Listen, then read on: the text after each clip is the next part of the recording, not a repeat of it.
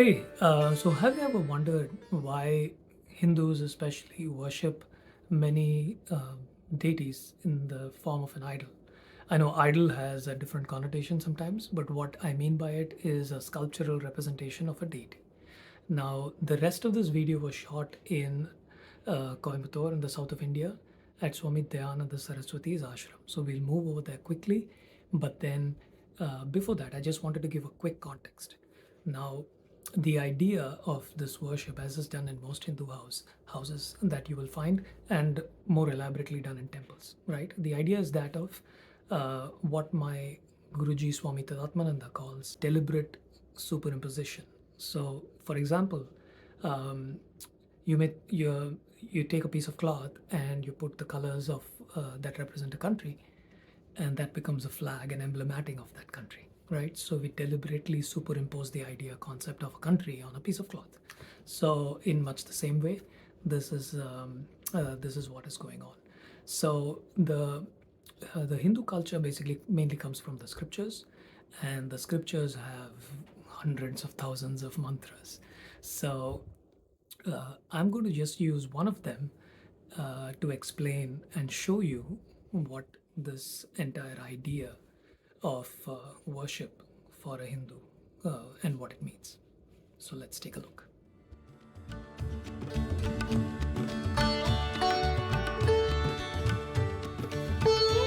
So the mantra that we are going to use is called the Arti mantra. Na tatra suryo bhati. Now these are just 4 lines, but understand the context of this mantra first. So there is the worship of the idol that has happened until this point in time.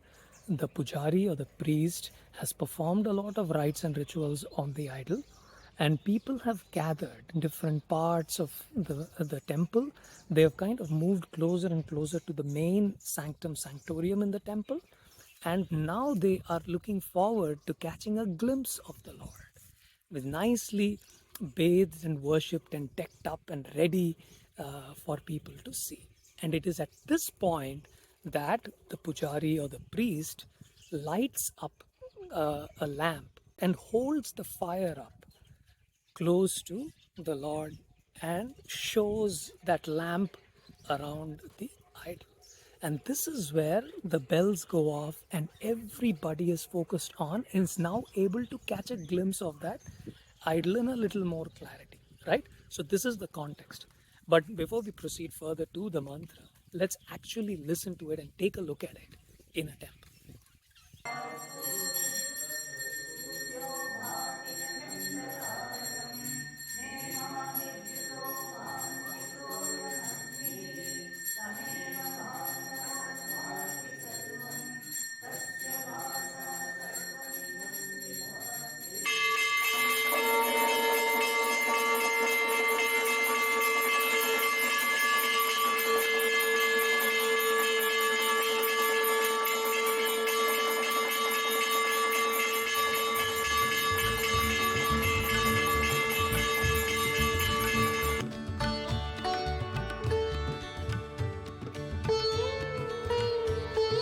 Alright, so let's take a look at the meaning.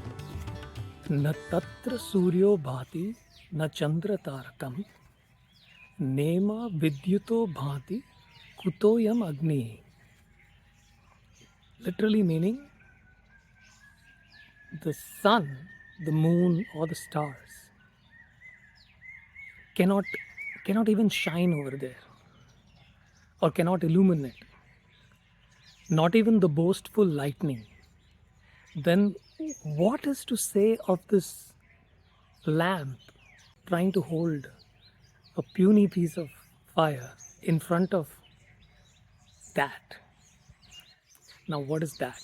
Is explained in the next 2 lines. Tameva bhantam anubhati sarvam tasya bhasa sarvam idam vibhati. That shining, everything else is illumined.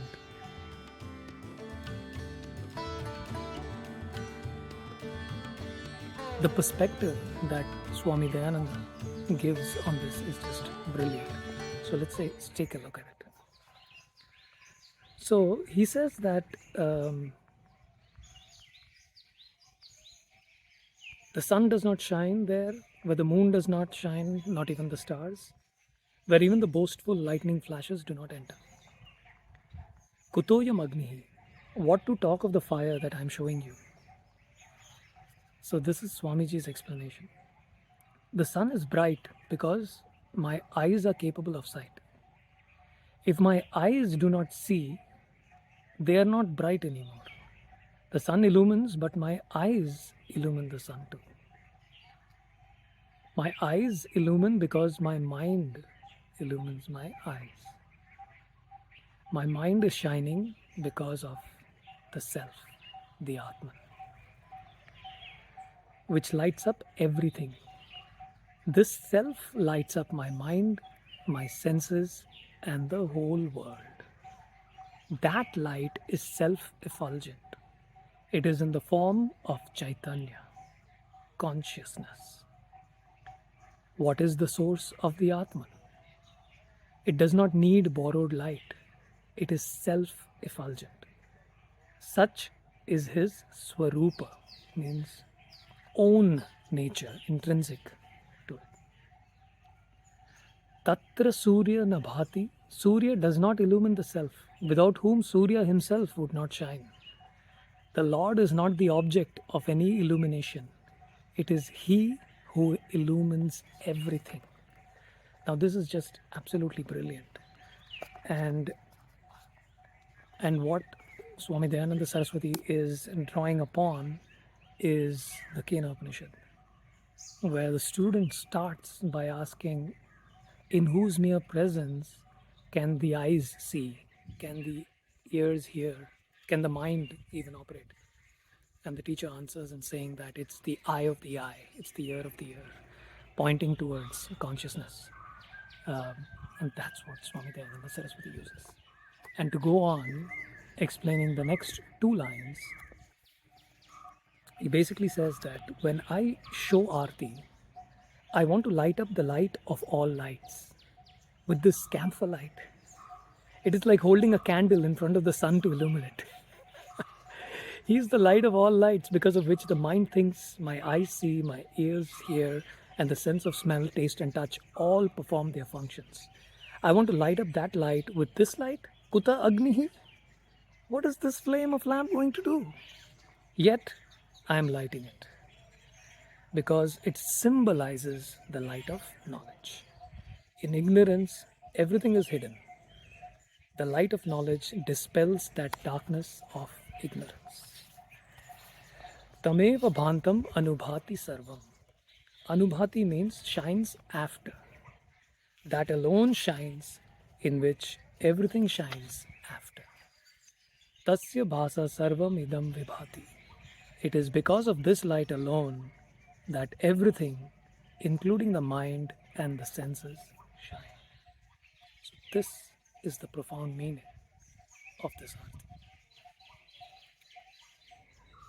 So I hope that was a good mythbuster video for you. And the next time anyone tells you that Hindus are a bunch of idol worshippers, point them over to this video. And by the way, I'm shooting this at the Arsha Vidya Gurukulam, which is Swami Dayananda Saraswati's own ashram, near Coimbatore in Tamil Nadu, the south of India.